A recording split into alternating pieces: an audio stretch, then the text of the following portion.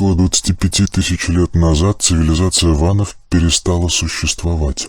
Этому предшествовала короткая и разрушительная война между двумя фракциями – лунный инь и солнечный янь, на которые разделилась данная раса. Война шла с применением разных видов технологического оружия и едва не привела к гибели планеты. Окончательно разочаровавшись в способности искусственных рас служить в качестве помощников, йотуны перешли к добыче ископаемых непосредственно на дне океанов, вне досягаемости людей. Построенные ими гигантские виманы представляли собой добывающие и перерабатывающие комплексы. Управляли этими аппаратами серые. Это биороботы, которые не способны к самовоспроизведению и не представляют собой расу. Каждый пилот создается искусственно, причем его сознание включает в себя ограниченную программу, не допускающую какого-либо самостоятельного поведения. С момента гибели цивилизации ванов на планете начала развиваться новая самостоятельная цивилизация. Первоначально возникли магические империи. Их создавали переродившиеся маги-асуры, обладавшие полным сознанием. Являясь хранителями знания древних цивилизаций, они строили вокруг себя целые империи, подбирая помощников, имевших воплощение в техногенных цивилизациях. С помощью ритуала инициации асуры активизировали у этих людей древних союзников, являвшихся при жизни инженерами и учеными. Таким образом, маги, не тратя время на обучение помощников, сразу получали команду специалистов. В этот период главной отраслью хозяйства была археология. Раскапывая руины древних городов, археологи находили артефакты древних цивилизаций.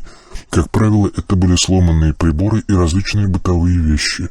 Специалисты, активизированные магами, чинили все, что можно было использовать. Наибольшую ценность представляло оружие и какие-то приборы, усиливающие магические способности.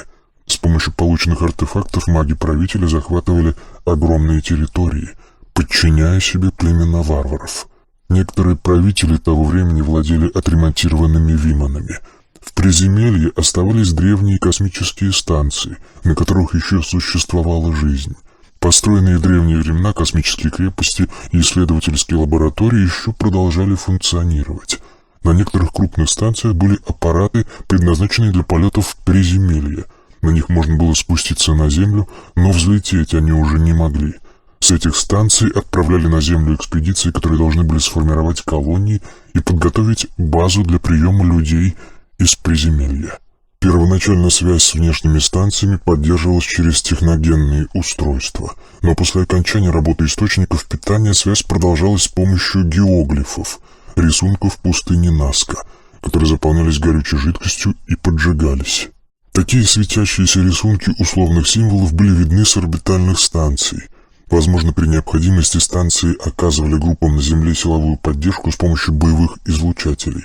В некоторых случаях геоглифы могли обозначать площадки для посадки спускаемых с орбиты аппаратов. Схема возникновения магических империй выглядит так.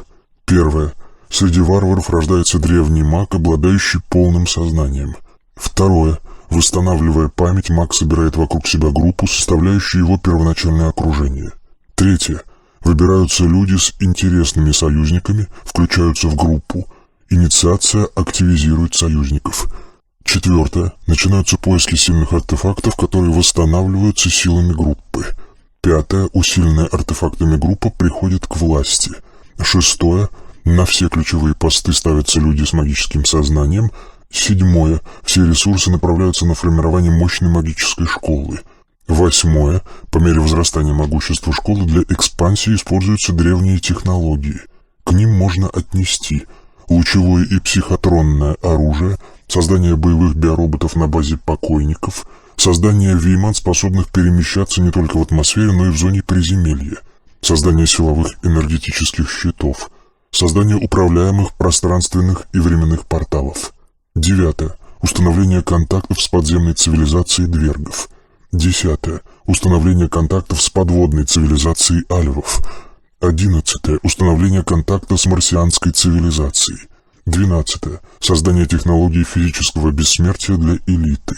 Эта технология включает в себя клонирование физического тела человека и ускоренное выращивание клона, перемещение ментального тела, сознания из исходного тела в клон, после чего исходное уничтожается.